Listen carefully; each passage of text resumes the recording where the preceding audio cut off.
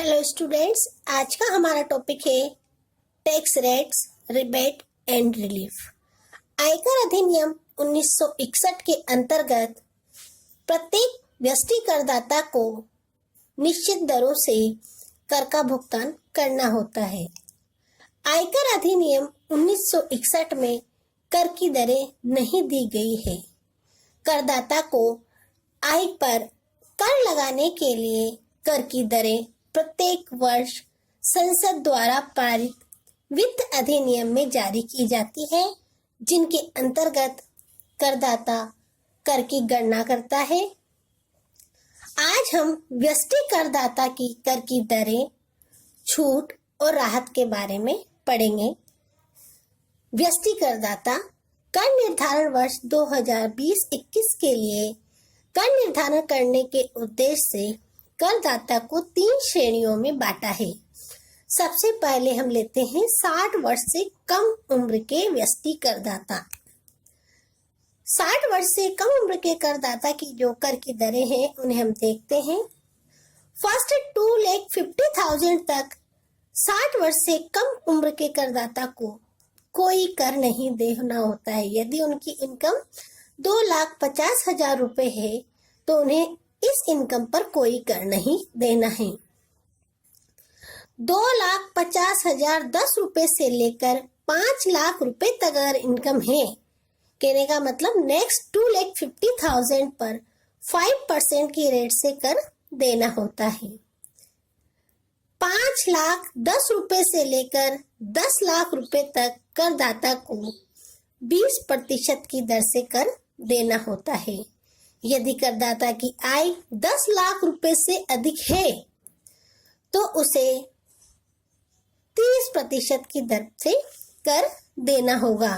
कहने का मतलब ये है 2,50,000 तक कोई कर नहीं देना है, अगले 2,50,000 पे 5% देना है, अगले 5 लाख पर 20% देना है, और यदि 10 लाख से अधिक है तो उसे 30% की दर से कर देना होगा। 60 वर्ष या उससे अधिक के उम्र के करदाता, मतलब जो 60 वर्ष से तो अधिक है लेकिन 80 वर्ष से जो कम है, ऐसे करदाता को फर्स्ट 3 लाख तक कोई कर नहीं देना होता है।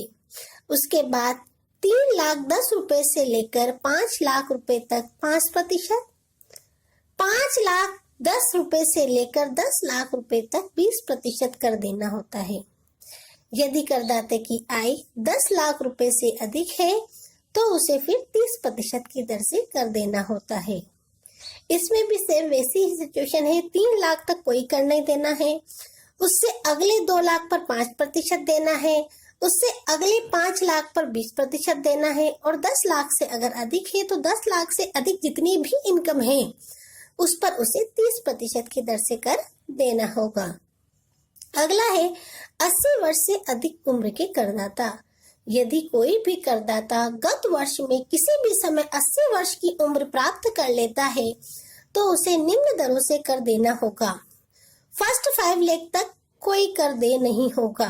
उसके बाद 5,10,000 रुपए से लेकर 10 लाख तक 20% की दर से, और 10 लाख से अगर अधिक इनकम है तो उसे 30% की दर से कर दे होगा।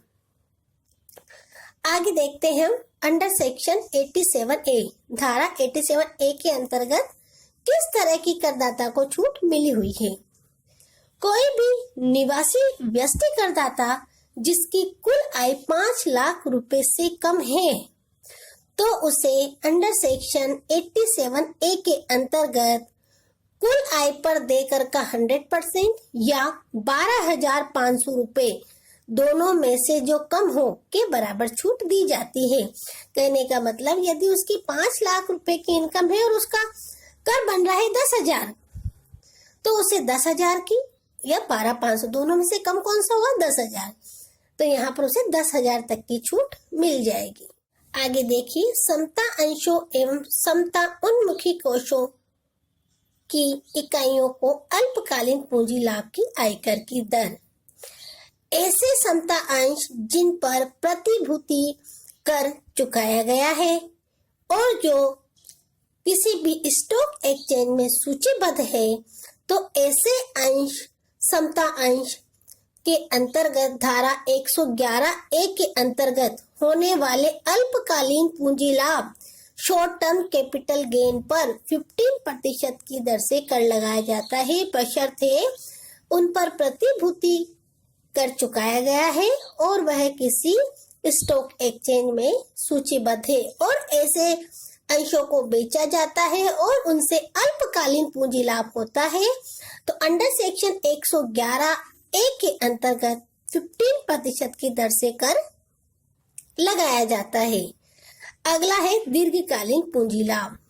यदि किसी करदाता को गत वर्ष में कोई भी लॉन्ग टर्म कैपिटल गेन हुआ है तो अंडर सेक्शन 112 के अंतर्गत 20% की दर से कर लगाया जाता है।